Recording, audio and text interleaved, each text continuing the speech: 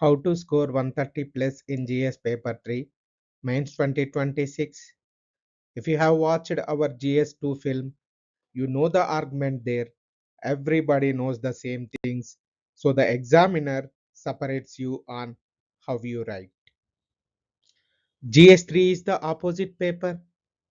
In GS3, nobody knows everything. Nobody can.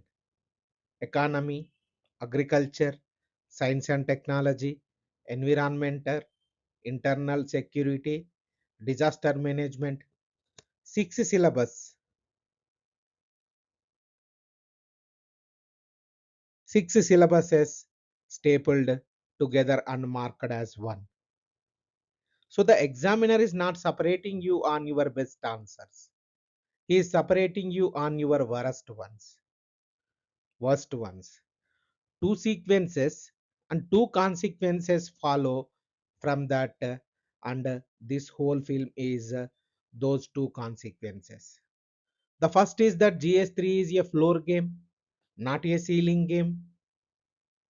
The second, and this is the one almost nobody says out loud, that is that GS3 is the one paper where the last 4 days genuinely pay. I will show you why. 40 seconds on the basic arithmetic, because it is the same in every general studies paper. 250 marks, 20 compulsory questions, 10 tens at 150 words, and 10 15s at 250 words. 180 minutes, 130 is 52%, 5.2 on a 10 marker, 7.8 on a 15. So the plateau most serious candidates sit on is 100 to 110. So the gap is 25 marks across 20 answers, 1.25 marks each. That much is true of every paper.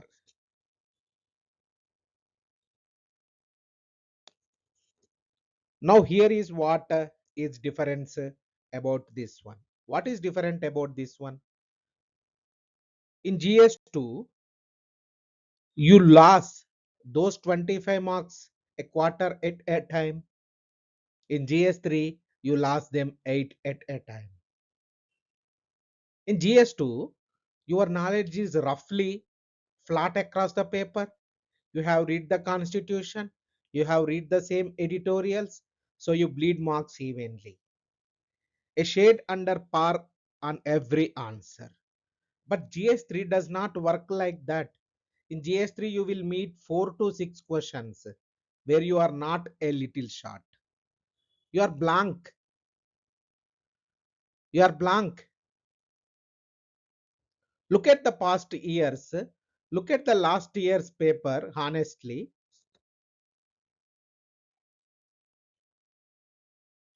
Honestly, nuclear fusion and ITER, carbon capture, utilization and storage, nanotechnology in agriculture, the fiscal health index, the salient features of the India semiconductor mission. Now do that arithmetic. A 15 marker written as 3 instead of 7.8 costs you about 5 marks. 5 of those costs you 25. And 25 marks is the entire gap between 105 and 130.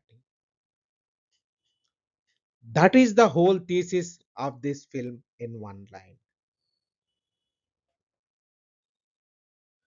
Your GS3 score is not decided by your economy answers. It is decided by what you do with the 5 questions you did not prepare for. Which means everything that follows is about raising your floor, not your ceiling, your floor.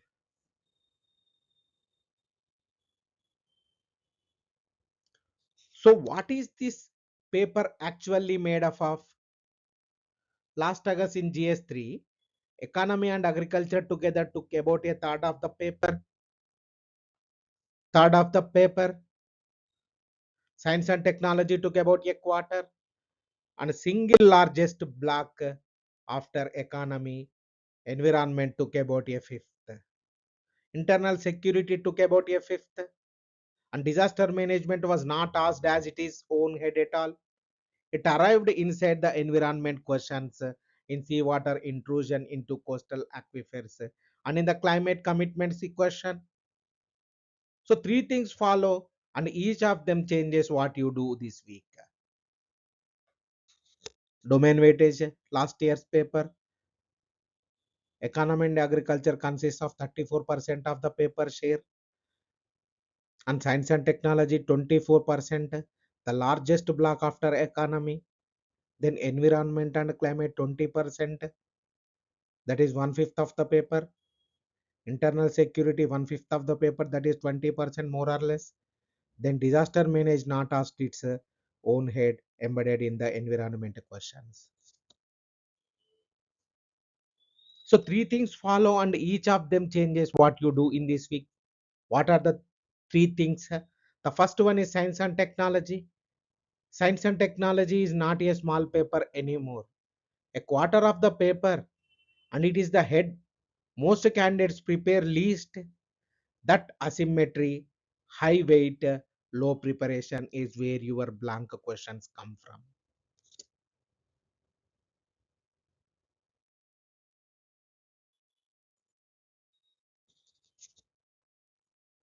So the second one, disaster management. Disaster management does not arrive labeled. If you are waiting for a question that says disaster management, you may not get one. You will get a hazard inside an environment question and you will have to recognize it. And you will have to recognize it. The third one, the economic questions are policy instrument questions, not theory questions. Last year's economic question was the fiscal health index, a named index released by a named body doing a named job. Not discuss fiscal federalism, which brings me to the second thesis, and it is the one that decides your week. GS3 does not ask what you understand, it asks what you can name. So read last year's stems again, and watch what they are actually demanding. What they actually demanding. Mention salient features. Mention the salient features of the India semiconductor mission.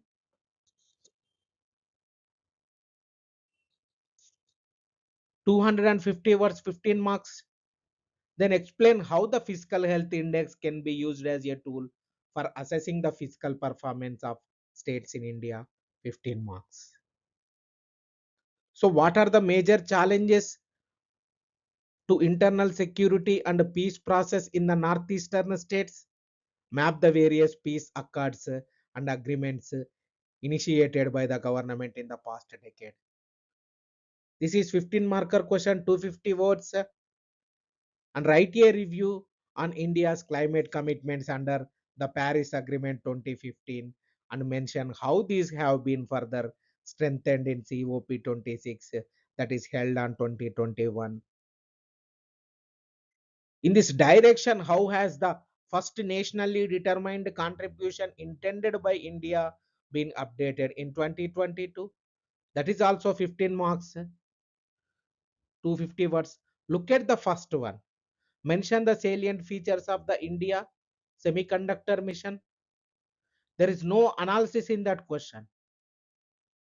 There is no argument to construct, no side to take, no directive to decode. You either know what is inside that mission or you write 250 words of air. That is not a GS2 question.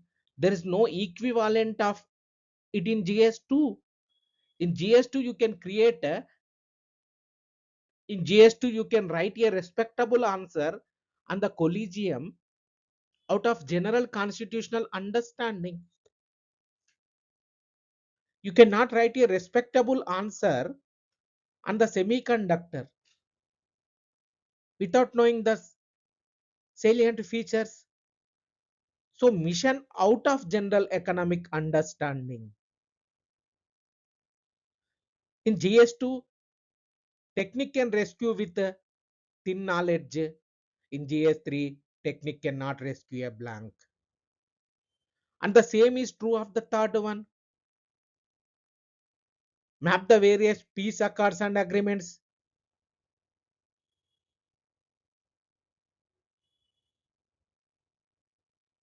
Map is an enumeration instruction. It is asking you to list with names and dates.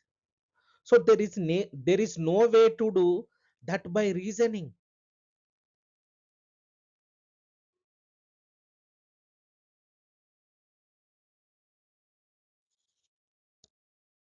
And the fourth, Paris, then COP26, then the updated contribution of 2022. So three named instruments in sequence with what changed at each step. So what does a full marks naming answer look like? Let me build one because the shape transfers to every naming question in the paper.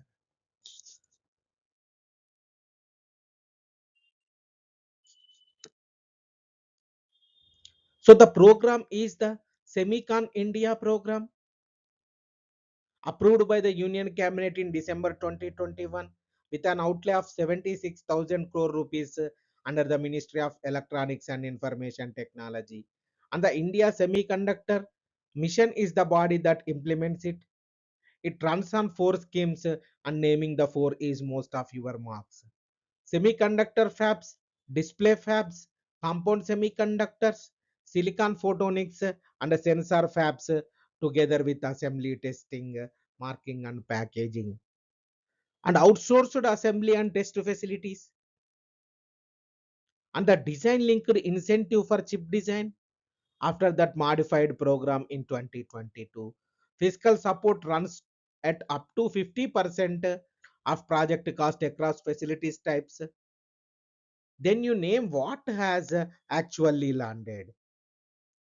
The Tata Electronics fab with power chip at Dholera, India's first commercial wafer fabrication unit, Micron's assembly and test plant at Sanand, the Tata unit at Jagi Road in Assam, CG Power with Renaissance, around a dozen approved projects and committed investment above 1.5 lakh crore.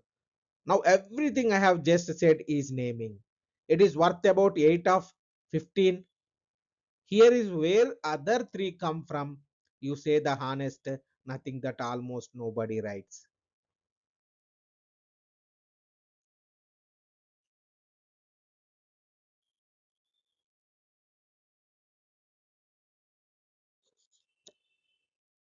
So now everything I have just said is a naming. It is worth the 8 of 15. Here is where the other three come from. You say the honest thing that almost nobody writes. Of the approved projects, only a couple are fabrication plants. The large majority are assembly, testing, and packaging. So India's semiconductor program has so far entered the value chain at the packaging end and not the fabrication end. That is not a criticism.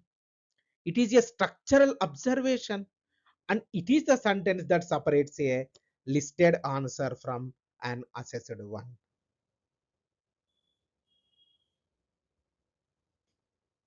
So write this down. The naming gets you to 8. One structural observation about the naming gets you to 11.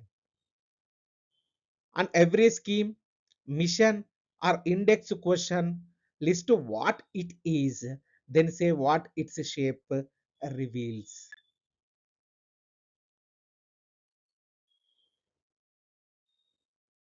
Reveals. Now look at those stems, same stems again, same stem again, but this time count the questions inside them. Why is mining considered an environmental hazard? Explain the remedial measures required. That is two parts. What do you understand by left wing extremism and how are the people affected by it? What measures have been taken by the government to eliminate it? This is three parts. In 150 words, write a review on India's climate commitments. Mention how these have been strengthened in COP26. How has the first contribution been updated in 2022? Three parts. This is the signature of GS3 and it is not the signature of GS2. A GS2 stem usually asks one thing with one directive. A GS3 stem routinely asks two or three things explicitly with separate question marks. And the marks are distributed across them. So here is the rule, and it is the cheapest 10 marks in this film. Count the question marks in the stem, divide your words by that number, write to the division. Let's say take the left wing extremism question, 150 words, three parts, what it is, how people are affected, what government has done, that is 50 words each. What actually happens in the hall is that candidates write 120 words on what it is, because that is the part they are most comfortable with, and 30 words on measures, and they lost two-thirds of the answers marks while writing the most words of anybody in the room.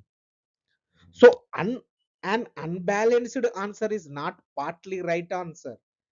It is an answer that skipped questions.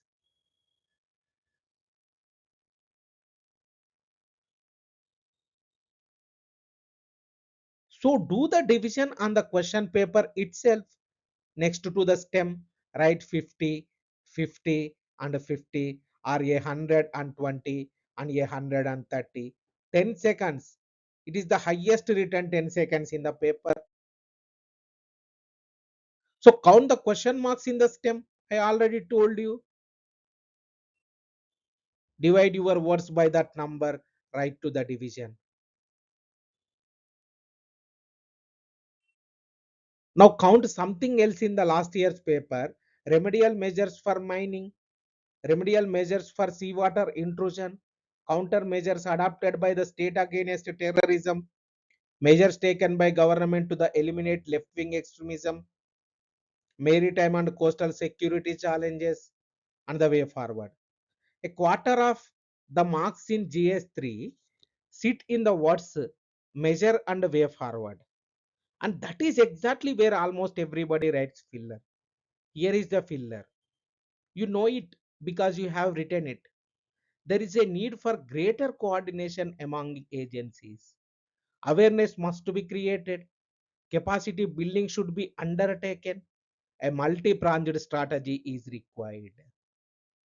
That paragraph is worth nothing, not because it is wrong, it is broadly true, but because it could be pasted under any question in the paper.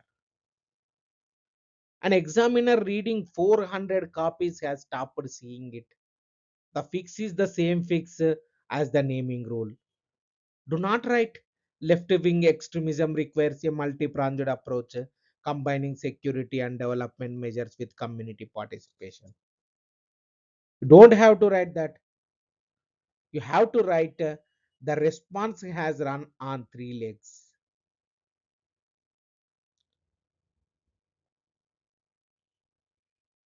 a security leg, a development leg, and a surrender and rehabilitation leg.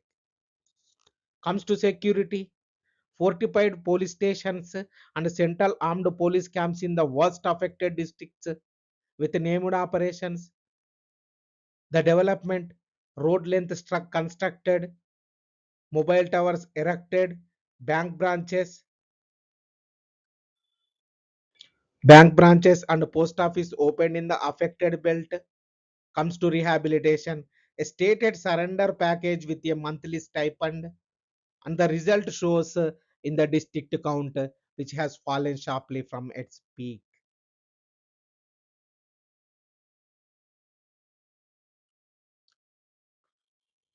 So you have to say the left-wing extremism figures here, the district series, the roads and towers, and banking series, surrender terms, etc. Same length, same argument. One is a shape, the other is a shape with names inside it. So a measure is only a measure if it has a name, a scheme, a mission, an act, an agency, an operation, a committee, or a number. If your way forward paragraph contains no proper nouns, it contains no marks. Simply. Simply that is thing. Now the chapter that is actually worth the 25 marks. That is the floor what to write when you are blank. You are going to meet a question you did not prepare for. Last year it was fusion or carbon capture or nanotechnology in agriculture. This year it will be something else. Most candidates do one of two things and both are wrong. They leave it near blank and move on, or they write 400 words of vague adjectives and lost the time as well as the marks. There is a third thing, and it is a machine. It is same six move engine we teach across the whole science and technology marathon, and its entire purpose is to convert general reasoning into a 5 mark floor. That is a definition, a define, then mechanism, then advantage, then limitation, then India's instrument, and finally way forward. The first move is define what the thing is in one sentence. The second one is mechanism, how it works in two or three sentences. Then move number three, that is advantage, what problem it solves and for whom. And fourth one is limitation, like cost, scale, safety, energy, or infrastructure, etc. And move number five, that is India's instrument, like the mission, the policy, the agency, and a figure. The move number six, way forward, the specific next step, not a wish. Not a wish, the specific next step. Now look at the list again and count. Five of those six moves you can do from general reasoning about a subject you have never formally studied. Only move five, India's instrument, requires specific knowledge. So a blank question written through five or six moves is a five. A blank question left blank is a zero. And a 15 markers, that is difference between missing 100 and 30 and reaching it.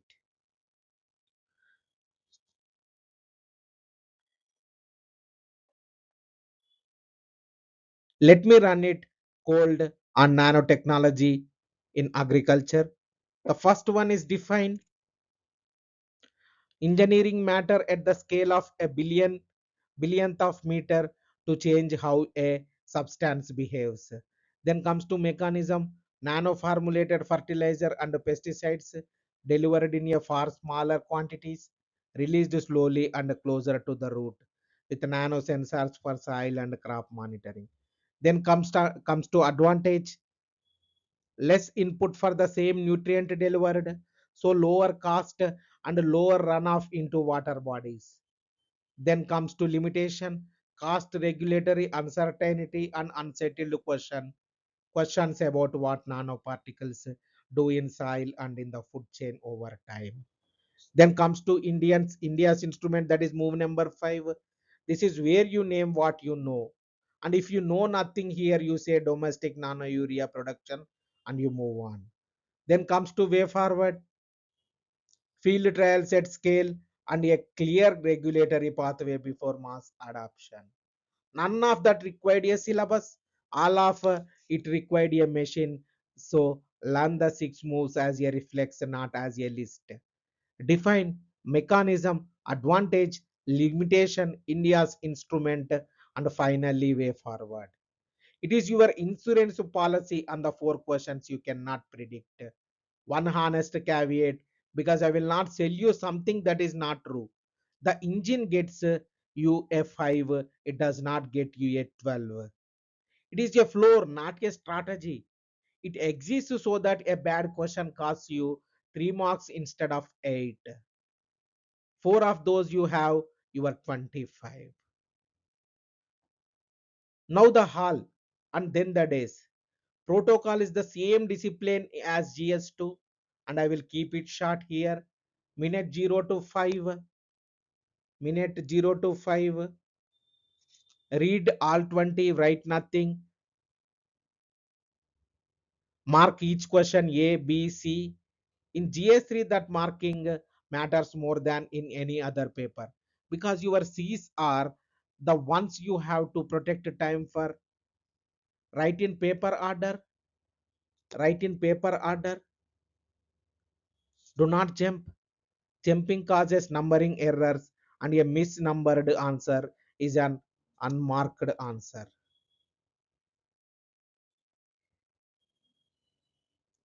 Then enforce the box 7 minutes and 10 marker, 10 and a half and 15 marker. And write the time you must finish at the top of each answer, not the time you started.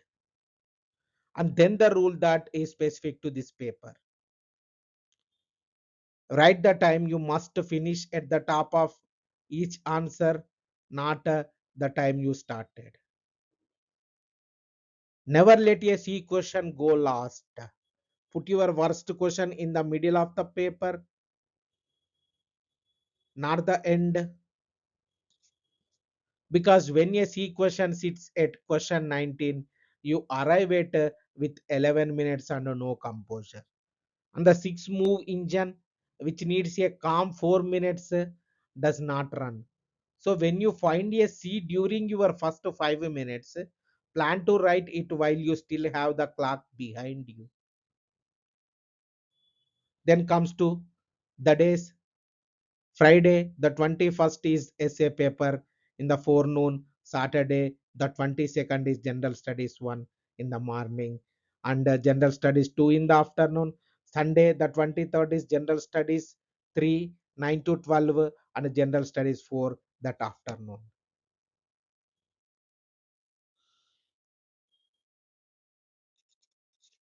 I said at that start, GS3 is the one paper where the last 4 days are genuinely pay. Here is the argument. In GS2, 3 days of cramming by you very little because the marks there sit in technique and technique is built over months. Then comes to GS3.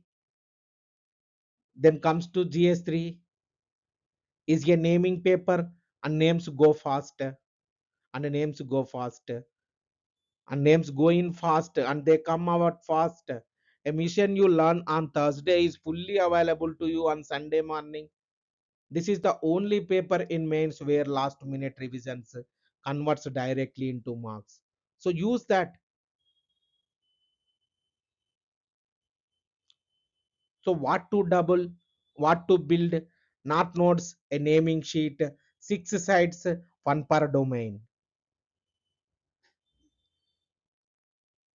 First of one economy, the named instruments, indices, councils, missions, and the 2 or 3 headline figures you are certain of.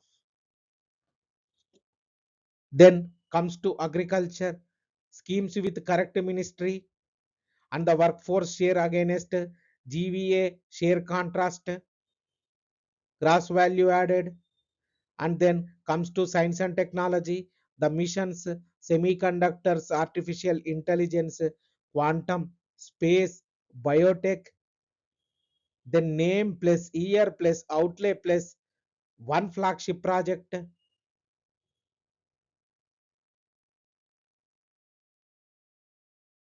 Then move to internal security environment, the international instruments and India's own commitments in sequence with the target figures. Then comes to internal security, the agencies, the acts, the occurs, and the operations. Then comes to finally disaster management, the act and its 2025 amendment, the authorities, and two or three case studies you can deploy. And the test for the sheet, and test for that sheet is not do I understand this. The test is what, can I write this name, this year, and this number correctly at 11:30 on Sunday morning. If not, it does not go on to the sheet. And now the single highest leverage window in your entire mains, Saturday evening after GS2 belongs to GS3 alone. Think about what that evening actually is. GS1 and 2 are finished and closed.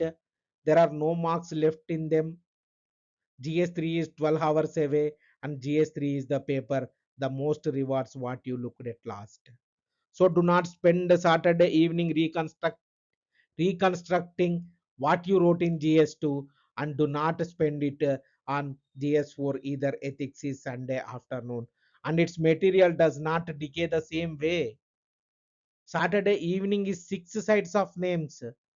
That is all it is. Then sleep, because Sunday is a double. So everything I have said in 4 lines. The first one is GS3 is a floor game. Your score is decided by your worst five answers, not your best five, not your best five. And second one, it is a naming paper. List what it is, then say what its shape reveals. Then third one, count the question marks in the stem. Every part gets written. And fourth one, on a blank question, run the six moves, a five beats a zero, four times over. On a blank question, run the six moves like define, mechanism, India's instrument, etc. etc. And a five beats zero, a four times over, five beats a zero, four times over, and the number 130 is 52%. In GS2 you get there by writing better. In GS3 you get there by refusing to be blank.